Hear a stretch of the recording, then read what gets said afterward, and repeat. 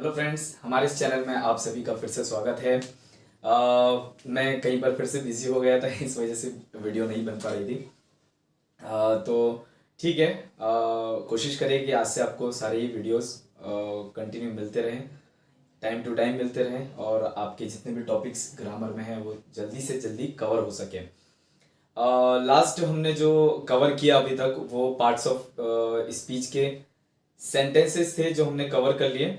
अब हम parts of sentence की तरफ चलेंगे कि सेंटेंस जो होता है उसके कुछ पार्ट्स होते हैं जिनको मिलकर या जिनसे मिलने से सेंटेंस एक पूरा कंप्लीट होता है। ठीक है, उसमें सबसे पहला जो पार्ट है वो है सब्जेक्ट। मोस्टली आपने सुना होगा सब्जेक्ट एंड प्रेडिकेट। तो सब्जेक्ट क्या होता है, प्रेडिकेट क्या होता है, वो हम यहाँ अंडरस्टूड करेंगे। सबसे पहले हम सब्जेक्ट को समझेंगे, उसके बाद दूसरे पार्ट्स है जैसे हेल्पिंग वर्ब है, वर्ब है, ऑब्जेक्ट है, अदर वर्ड्स किसे कहेंगे, ये सारे पार्ट्स को हम समझते हुए आगे बढ़ेंगे। पहला है सब्जेक्ट। सब्जेक्ट यानी कर्ता। ठीक है, गुजराती में भी उसे कर्ता ही कहते हैं, हिंदी में भी कर्ता ही कहते हैं, उर्दू में उसे कह सकते हैं कि आई थिंक उसे फेल फाइल मफूल, fail file, I think file कहा जाता है उसको। मुझे इतना याद नहीं आ रहा है, बट उसको मैंने इजी जबान में लिखा है कि काम को करने वाला।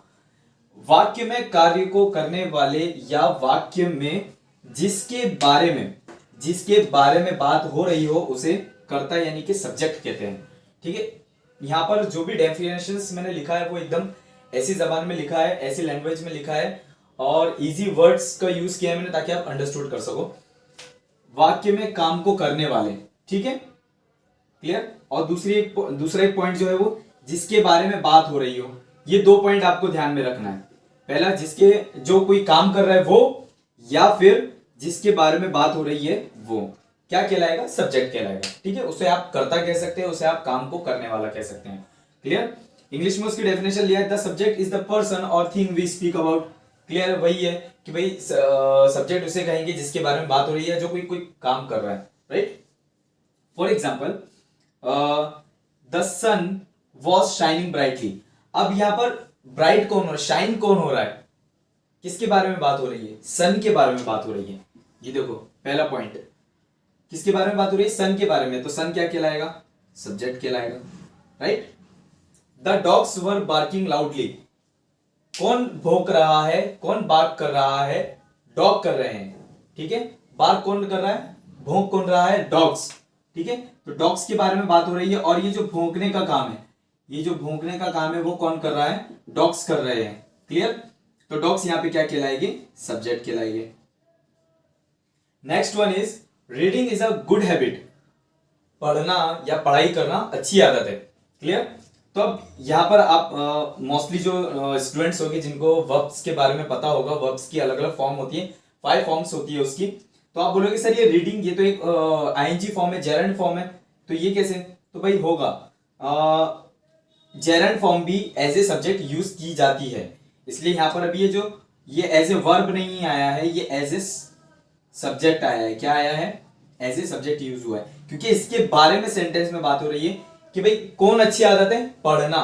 कौन अच्छी आदत है, पढ़ना। जैसे आप बोलते हो ना, राज इज अ गुड बॉय, अच्छा कौन है, राज, तो राज क्या कहलाएगा, सब्जेक्ट कहलाएगा यहां पर। इसी तरह से रीडिंग भी क्या कहलाएगी, सब्जेक्ट कहलाएगी। ओके, तो आई होप कि आपको समझ में आ गया होगा सब्जेक्ट किसे कहते हैं। प्रेडिकेट, प्रेडिकेट सब्जेक्ट को छोड़कर जो भी रेस्ट ऑफ वर्ड्स है, जितने बाकी बचे हुए वर्ड्स जो भी है।